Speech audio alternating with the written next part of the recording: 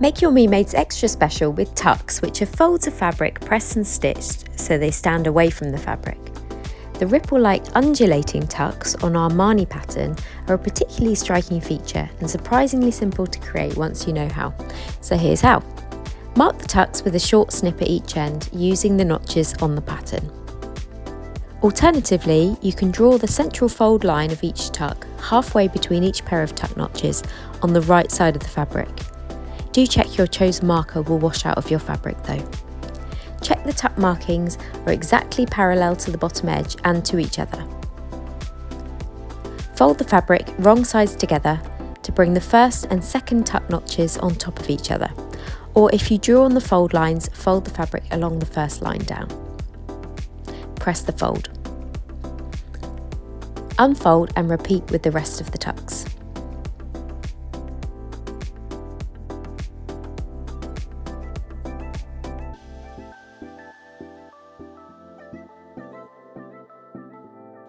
Fold the fabric wrong sides together again along one of the press lines. Stitch 5mm or 1/4 inch from the fold.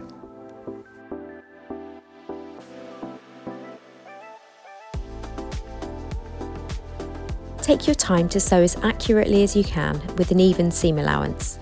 You can use a ridge on your presser foot as a guide or mark a guideline on the needle plate of your sewing machine using something like washi tape.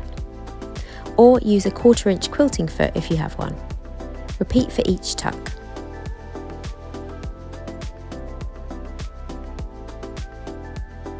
Press the tucks up and then down, pulling the fabric away from the stitching lines to help define the lines.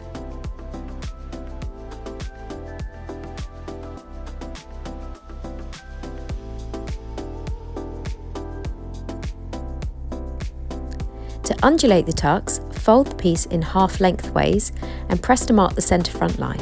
Unfold the fabric. Pin the tucks in a downwards direction along this line.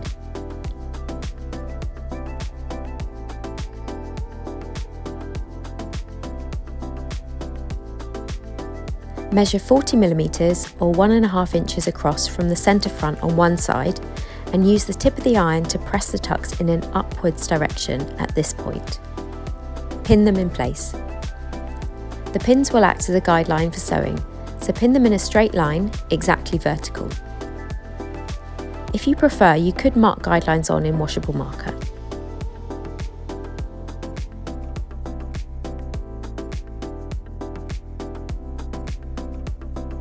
Repeat on the other side of the centre front.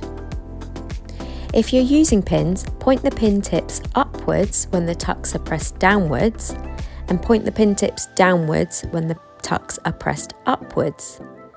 This will make it easier to pull the pins out as you sew them in the next step. Continue pressing and pinning the tucks in alternate directions at 40mm or 1.5 inch intervals. Using the pins as a guide, top stitch vertically across the tucks at each 40mm or 1.5 inch interval, backtacking at each end to secure the stitches. Sew in the direction they're pressed, slowly removing the pins as you go.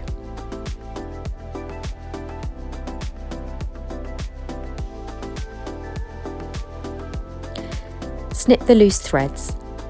Using the tip of the iron, carefully press where you've just stitched. Press each end of the tucks in the same direction as the closest line of vertical top stitching, unless the top stitching lines are more than 3 centimeters or about 1.25 inches from the closest edge, in which case press them in the opposite direction. Stay stitched the tucks along each side of the yoke, 10mm or 3/8 inch from the edge. And that's it. How pretty is that?